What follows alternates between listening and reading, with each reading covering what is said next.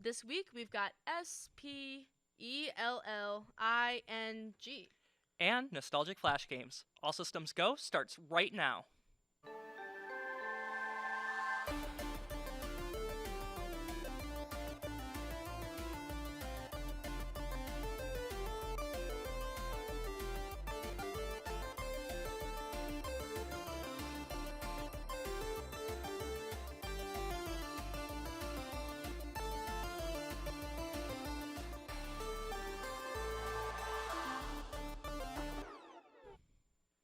What's up, gamers? Welcome back to episode 1 of season 13 of All Systems Go. It's been a few months, but it's good to be back. I am slightly below average Doctor Who consumer. And I'm Adventure Time enthusiast Sammy. Let's get started. Gearbox, the game developers and publishers who made the Borderlands series, has reportedly gone up for sale. Embracer, the parent company of Gearbox, is reportedly weighing its options, one of which is potentially selling Gearbox. Embracer, after the acquisition of many game studios, would go on to cancel games and shut down many game studios due to a deal with the Savvy Games Group that went poorly. Volition, the company known for developing the Saints Row series, has already been closed down by the parent company. IGN reports Embracer has received interest from a number of third parties. Gearbox, nor its parent company, Embracer, have commented at this time. Unions. Me personally, I love them. It seems as though Marvel's VFX workers would be inclined to agree with me, as they unanimously voted to unionize with the International Alliance of Theatrical Stage Employees, also known as the IATSE, this week. The votes were cast between August 21st and September 11th. According to IGN, this is the first time a group of only VFX workers have unionized with the IATSE. After unionizing, now these artists can finally get sustainable working conditions. Hopefully, other VFX artists at other studios follow the Marvel workers and feel supported enough to unionize as well. Congrats! Square Enix, the company behind games such as Final Fantasy, Dragon Quest, and Kingdom Hearts, seems to be in some financial struggles. Square Enix has lost almost $2 billion since the launch of the PlayStation exclusive Final Fantasy XVI. IGN writer Yin Poole reports shares in the company have plummeted nearly 30% since Final Fantasy XVI came out on June 22nd. Enough sales were reported to be extremely strong by Square Enix. Sales have been confirmed to have been considerably slowed since the launch of Final Fantasy XVI. Takashi Kiryu, the current CEO of Square Enix, wants to focus more heavily on larger games that have a power to impact the company's bottom line going forward. After the success of the Life is Strange comics, Titan Comics announced that the spin-off series will get a new edition in Life is Strange Forget-Me-Not. Canonically, Forget-Me-Not takes place after the events of Life is Strange True Colors, the 6th game release. Claudia Leonardi and Andrea Izzo, the team behind the art of the first 6 volumes, will still be illustrating the series. However, Zoe Thorogood will take over from Emma Vicelli for the writing. Life is Strange Forget-Me-Not number 1 will release on December 13th, 2023 for $3.99. Murder, She Wrote was a mystery TV show from the 80s and 90s, starring Angela Lansbury as beloved mystery book writer Jessica Fletcher. The cult classic is receiving a movie reboot by the writers of Dumb Money, Lauren Schuker Bloom, and Rebecca Angelo. Due to the WGA strikes, Bloom and Angelo have ceased work on the screenplay until the WGA union comes to a deal with the Alliance of Motion Picture and Television Producers. Bloom and Angelo are anticipated to return to the screenplay after the WGA strikes have come to a conclusion. This will be the 5th movie in the Murder, She Wrote series, and the first one since 2003. Guys, Unity has been bad again. Yesterday, September 12th, Unity released a statement where they announced their intention to screw over game developers.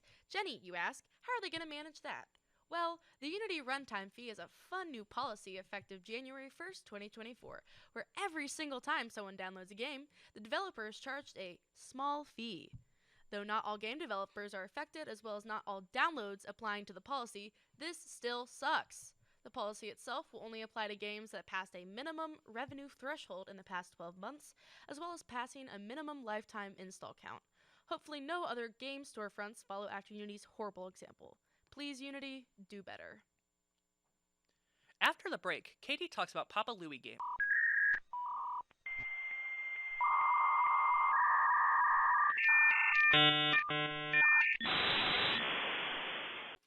Up next, Katie talks about everyone's favorite childhood games, the Papa Louie series. Growing up, we had things like the Wii, the Xbox 360, but we didn't have too many games. Because let's be honest, video games are expensive. And with video games being expensive, you get used to playing the same handful of games on the 2 different systems over and over. But when I was in school, I discovered Flipline Studios. Flipline Studios had what felt like to be an infinite amount of games in their library. What made them the best thing? They were free. Flipline IDS, or Interactive Design Studios, was founded in 2004 by Matt Neff and Tony Solari. During the time before they founded Flipline, they worked on a side-scrolling RPG called Boglin.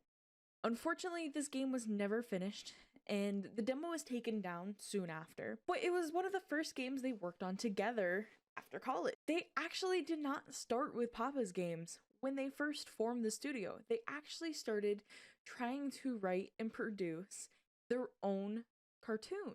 This cartoon was called Freezing Point, even though Freezing Point never left the developmental stage.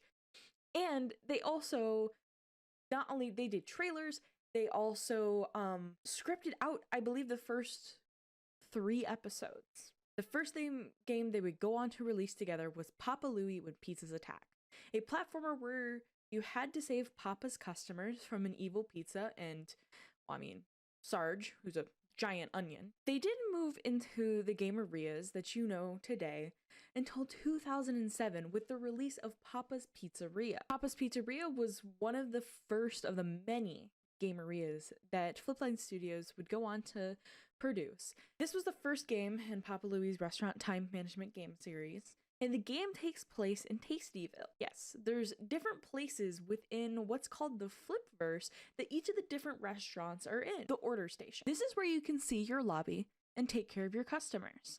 Later, when Papa's Freezeria was released, you could actually buy decorations and customize this lobby, of course with your own tips. The prep/cooking station. Within the screen, you can do a wide variety of things depending on the game area in which that you're playing. But basics of the screen is that you can do anything that you need to that pertains to starting the customer's order. The build station. After cooking/preparing the order, you have to assemble the order. Within this stage, you either put the correct toppings on, cut the pizza, or just general assembly. The final station ranges in names as every game is different in which you have to do to complete the order. In Pancakeria, you have to pour a drink. In Freezeria, this is where you put all the toppings on, whether you're taking your customer's order or you're making your customer's order. There's actually other things that you can do within these game areas, most of which that was introduced in Taco Meat. The first thing that you can do is parades.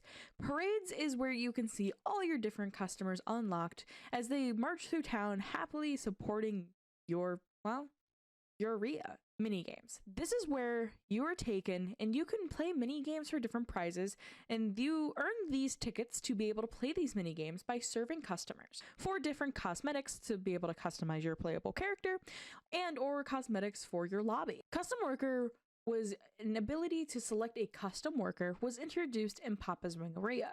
Players select a custom worker's hair, eyebrows, skin color, glasses, gender, name. As you can see, when you're younger, how infinite these games could truly feel. So whether you're making a pizza, frying up chicken wings, or fine dining some pasta, there are many different combinations of things to do. However, that was fully nostalgic for you, or maybe perhaps I just introduced you to a game you've never seen before. Next up, we get graphic. All systems go, we'll be right back.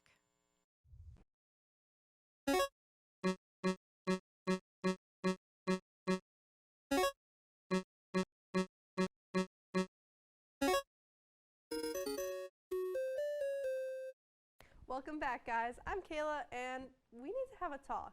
While there are many things that go into making a good game great, graphics can make or break a video game. Let's see what our friends think.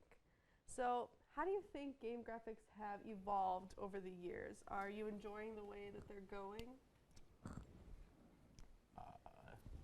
If I could open, no. No. That's my answer. Is I think things got way too high fidelity too fast. So like we just kind of hit a point where it's like this looks cool. It's gonna look outdated in like a year, but hey, this looks nice now, I guess. Yeah, to me that's what I don't like about current graphics is that everybody's trying to beat each other technologically. Mm-hmm. But like you look at look at actual game progression from going to the PS1 to the PS2 to the PS3, 4, and now 5. You see that the leap in technology gets smaller and smaller, but it feels like a lot of the companies are not trying to circumvent that. It feels like they keep trying to one-up each other and not make games actually look good. Just trying to make him like whoever has the better specs. Mm-hmm. I feel like a lot of games are like trying to go for like a 4K like HD kind of look, but like I feel like a lot of games, like even though like the graphics aren't the best, like can be very beautiful. Like games like Celeste and like Terraria are games that have like beautiful graphics, but like aren't necessarily trying to be top like the shelf next edge. Right, they're not like they have like kind of like their own style to them, and that's something that a lot of games I've noticed are starting to lack. Like all of them are trying to go for like the same sort of like high quality, almost borderline uncanny valley realism. Like when some of my favorite games like have like this really nice charm to them, where they're like very like where it's not where they very clearly look dated or like are designed to look older. Like for example, like TMNT Shredder's Revenge is designed as a 2D platformer beat 'em up, and I love that because it's not trying to be like this awe-inspiring like next-gen 3D experience. It's just a classic arcade-style game. Or also, I've been recently playing a lot of like older games on Xbox Game Pass, like Payday 2, which, if you know anything about Payday 2, it runs on an engine designed for a racing game, and it looks dated as heck, but is so fun because there's just a charm to the graphics and the quality from like the year it came out. It's just a lot of fun to experience older games or games where it's designed to simulate like a more dated appearance compared to newer games where it's all about how high quality can we make our models, how good can we make our frame rate, like how much power can we put. I'll fight for frame rate. That does matter. How much can we put into these games to make them bloated in terms of file size but look like really, really, really expensive? And I just miss some of the simplicity of just making something with a fun visual appeal, like that wasn't trying to be the next Baldur's Gate or I don't know, like some big Activision title or something. You know what? Like I miss the simplicity. I know I did open on I don't like where this is going, but I do feel it's a little unfair because it's like we do need things though to move things forward, and a lot of those are like we find them charming because they're old when in fact they were the most realistic thing at the time. Like everybody talks about like how weird CJ looks in like GTA 3, but that looked really good for the time. Yeah. And I know you like mentioned Payday and you mentioned Terraria. Are there games you two like that you love looking back at like the graphics, even if it's old, like games that you just really love for the graphics? Definitely to me, any game in the Mega Man Zero series, because every single one of those games is just such a big example of like, okay, let's make pixel art, but also let's mess up with the background, with some of the perspective. Let's introduce some 3D aspects to it and particle effects into it, and it's just so great. And it made them the Game Boy Advance and Nintendo DS. For me, actually, the other side of the coin here, Mega Man 8. That's the one I always go to. Like really nice sprite art plus very rudimentary PS1 3D graphics. I think hit different, and it kind of makes me mad that Mega Man 9 is, we did Mega Man 2 again, but it's the worst one on the NES, so it doesn't even look very good. And then just for funsies, if you could go and like change a specific game's like graphics or art style, what would you choose? That's interesting. Need a second. Mega Man 9. Actually, I just had mine. Mega Man 9. Okay. Anything better than it being we copied Mega Man 2. Oh. Literally, like it could have copied Mega Man 6, Mega Man 8, 7. I don't know. Anything better than this. Me personally, I know all they do anymore is just release expansion packs, but I would make The Sims 4 a little more pretty. They deserve it. Really? I should not have 30 gigabytes of mobs to make my Sims game pretty. That the should have been their job. Is The Sims 5 real? Is that a I thing? don't know. It They is in did development, I announce think. that it's going to be free to download though. That game isn't looking good, Kayla. I'm sorry.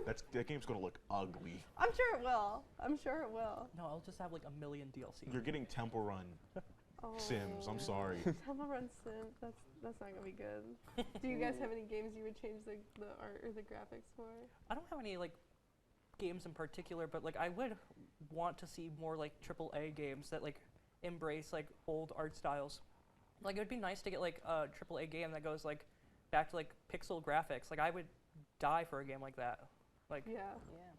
I would just love for like games to focus more on the art direction and stylization rather than making the best graphics. Because, for example, how Brody said, like every game's trying to be like bloated with file sizes and being huge. For example, Destiny 2 to download is like 120 gigabytes Yeah. for a 2018 game, I think, something around that.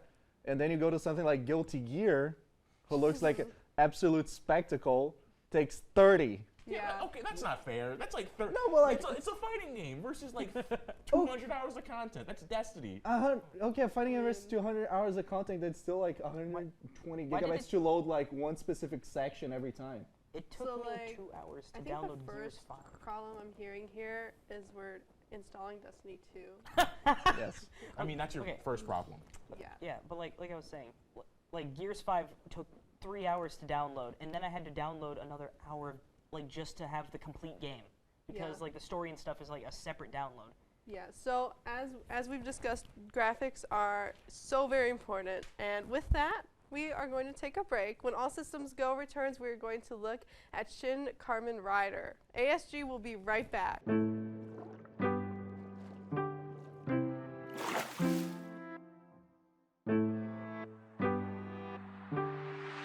next, to talk about Japanese hero action film, Shin Kamen Rider is next with Brody. We're back again with more Kamen Rider. Taking a detour from our trip to Futo, I'm going to be talking about Shin Kamen Rider. Released back in 2022 in Japan, but just recently made available worldwide in 2023 on Amazon Prime Video. Directed by Hideaki Anno, the same beautiful mind behind Shin Godzilla, Shin Ultraman, and most famously Neon Genesis Evangelion, Shin Kamen Rider is adapting Shotaro Ishinomori's original 1971 manga rather than being a straight reimagining of the original 1971 show. The movie follows Takeshi Hongo, our protagonist, as he finds himself thrust headfirst into a fight he knows nothing about, protecting Ruriko Midorikawa, who rescued him alongside her father, Hiroshi Midorikawa. We watch Hongo begin to understand his new abilities as he fights various augments sent after him by the organization. He also gains new allies in the form of two government agents who will later come to know as Tachibana and Taki. Additionally, there's Hayato Ichimonji, who initially opposed Hongo, but is freed and declares himself Kamen Rider No. 2, making himself and Hongo double riders. Then there's the main antagonist of the movie, the Organization, or as they're formally known, Shocker, which stands for Sustainable Happiness Organization, with computational knowledge embedded remodeling. Shocker fronts as an organization dedicated to human happiness, but secretly uses that to cover up a series of kidnappings and murders. Shocker scientists also created the Augments, or cyborg humans merged with the prana of various animals. What is prana, you ask? Basically, it's like the Force, where it's within all living things and in the air around us. Various Augments created by Shocker include Hopper Augs 1 and 2, that's the double riders, Spider Aug, Bat Aug, Scorpion Aug, Wasp Aug, KK Aug, Phase Variation Hopper Augs, which are basically the Shocker riders, and Butterfly Aug, who is Ruriko's older brother Ichiro, and the final opponent the riders must face.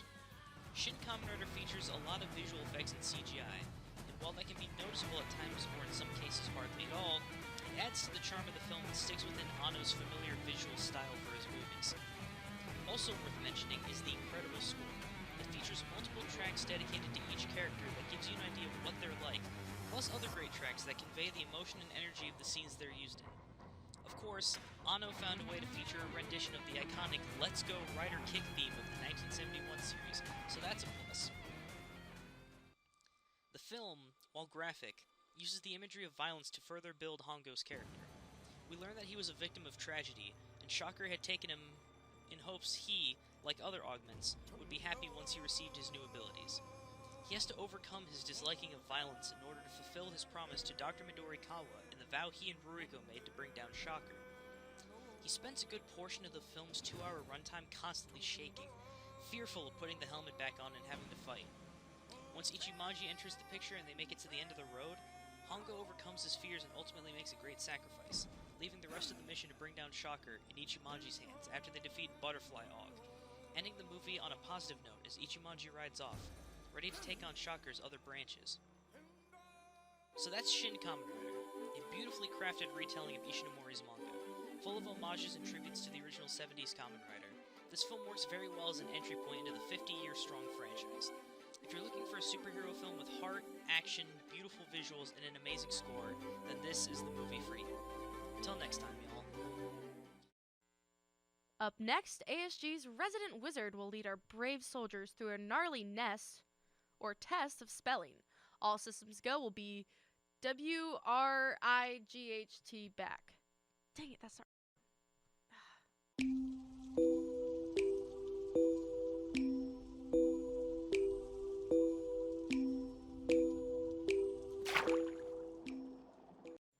Double, double, toil and trouble. From the cast's mouth words will bubble. If your knowledge is so vast, spell the spells that I shall cast. Welcome, weary wanderers, to the ASG Spelling Bee Extravaganza. I'm your spellmaster, Wiggleford the Wise. The rules are simple. It's a spelling bee. Up first, Anne-Marie! Anne-Marie, your word is clairvoyance. Clairvoyance. Can you use it in a sentence? Yes. I cast clairvoyance. I can't reach it. Clairvoyance. CLAYVOIANCE.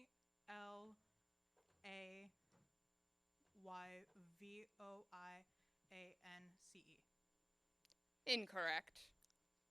Oh, rip. All right. Up next, we have Coleman.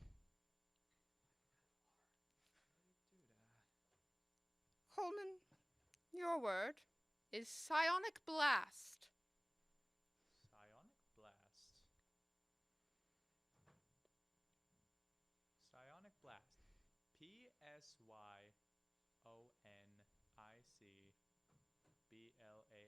Psionic blast. Incorrect. Darn tootin'. I tried. It's an I, not a Y. All right, up next we have David. Head on up to the microphone. David, your spell is Bigby's hand. Wait, say that again? Bigby's hand. Don't forget the punctuation. BIGBEE''SHANT.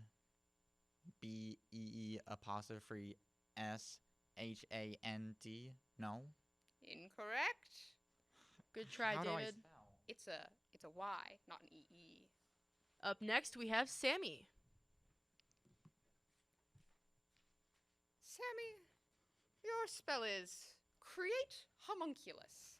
Create homunculus. CREATE space HOMUNCOLOUS.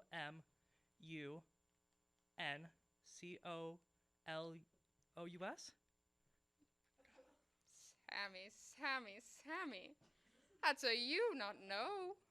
All right, up next we have Kayla. Kayla, Hi. your spell, vicious mockery. Okay. Vicious mockery. VICIOUS space MOCKERY. Vicious Finally, mockery. we have found one who is worthy of the trial. Congratulations. Great you job, passed Kayla. to the next round. Up next we have Brody.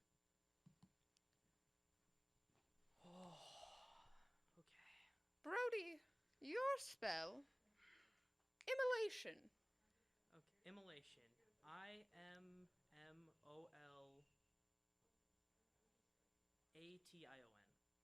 Congratulations. You too have passed. All right, up next we have Henrique. Henrique, spell for me. Maelstrom. Maelstrom. Maelstrom.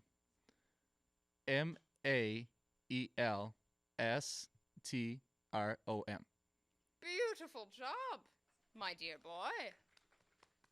All right, up next we have Cameron. Cameron, I have this spell special for you. Oh, no. Phantasmal Killer. Oh my god. Yeah. F-A-N. Am I already wrong? Okay, I'm sorry, dear boy. Q, a number 4? My All boy, right. you must be wary of PH. It makes is all right, a fuck Cam. sound sometimes. Cam, don't forget that you walked in front of the camera. This is true. All right, up next we have Rob. Rob, you rated your spelling ability 8 out of 10, yes? I think I upgraded 6 out of 10. 6 out of 10. Well, let's hope it's enough for prestidigitation. Prestidigitation. P R E D I D Gitation? G I T A T I O N. You forgot the s in prestidigitation, and also the rest of it was not great. I will be honest. I'm sorry. Wizard truths here. All right, up next we have Eric. Eric? Spell me shillelagh. Just to make sure this is correct. Shillelagh. Shillelagh. One more time. Shillelagh. Shillelagh. Like the big stick you hit people with? Origin of the word. That would be Dungeons and Dragons 5th edition. Can Shillelagh. Shillelagh. Shillelagh. S-H-A-L-A-L-A.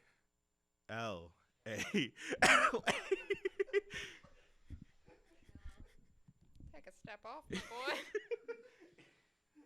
All right, up next we have Darian. Darian, how does the spell thaumaturgy do ya? Joke's on you, I got this one right in the 8th grade spelling bee. Well, let's hope you get it right now. T-H-A-U-M. Can I start over because people are laughing? I'll allow it. Thaumaturgy. T-H-A-U-M-A-T-U-R-G-Y. Thaumaturgy. You've passed, my boy. No egg on your face this time. Alrighty, up next we have... Are you playing? Who are you? What? We have the person who is running cameras 1 and 2. Brendan? Brandon, go take the microphone. Brandon. Yes, I am Brandon. Thank you, Brandon. I'm sorry. Yes. Please spell for me. Vitrolic sphere. Vitrolic sphere? Vitrolic sphere. Can you use it in a sentence? I cast vitrolic sphere. Vitrolic sphere. Vitrolic sphere. V-E-T-R-O-L-I-X-P-H-E-R-E. I'm sorry, my boy. You started off rather weak, and then continued not great. All right, up next we have our returning champion, Kayla. Returning contestant. I like champion. Okay, champion. Champion of my heart. How about synchronicity? Synchronicity. Okay. Use it in a sentence. I cast synchronicity. Synchronicity.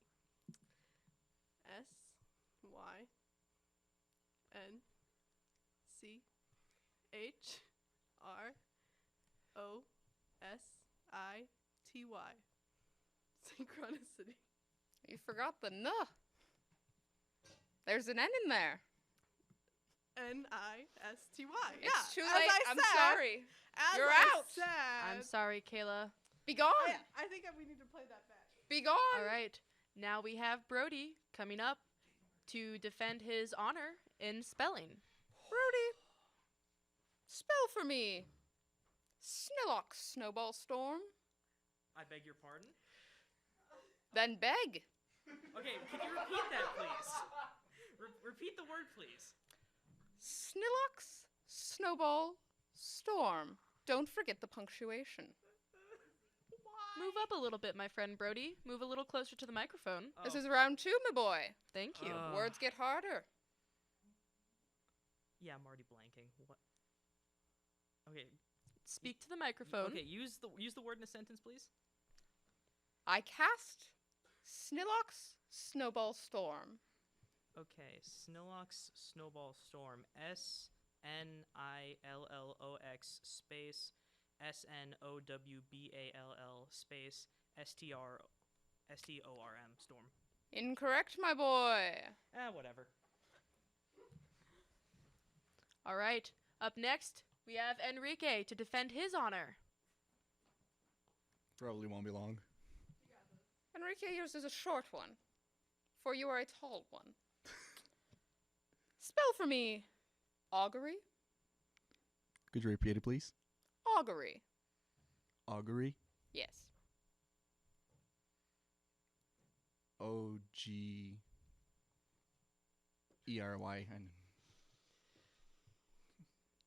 I'm sorry, my boy. Sorry right about off that. the bat and everything. Alrighty, and then coming back in to defend his honor is Darian. Darian, expeditious retreat. Oh, okay.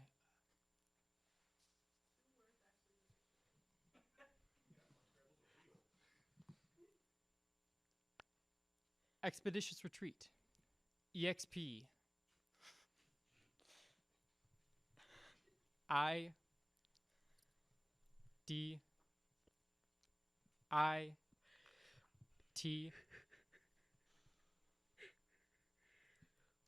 IOUS space RET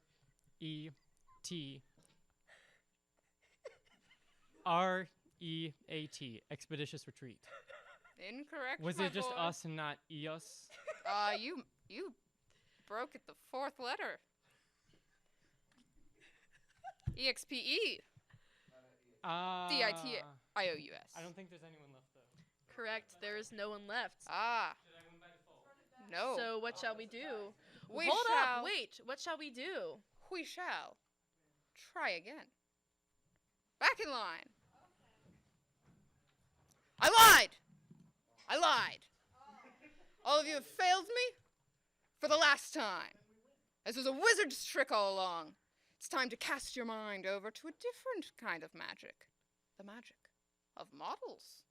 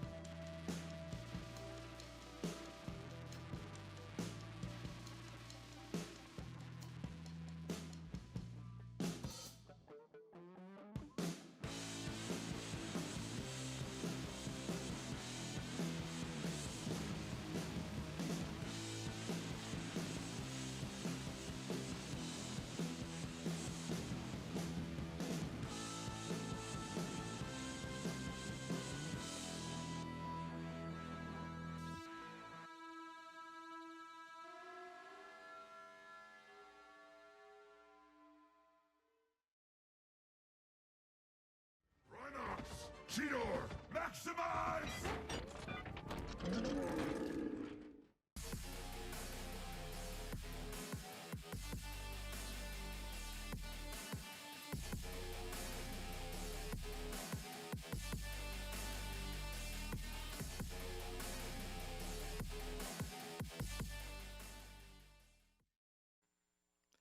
That's all we've got for episode 1 of All Systems Go. Don't forget to follow us on our Instagram, Twitter, and TikTok. And our YouTube channel, where you can watch our episodes, at least once they get uploaded. I'm Sammy Brinkoff. And I'm Jenny Zaborowski. All Systems Go, signing off.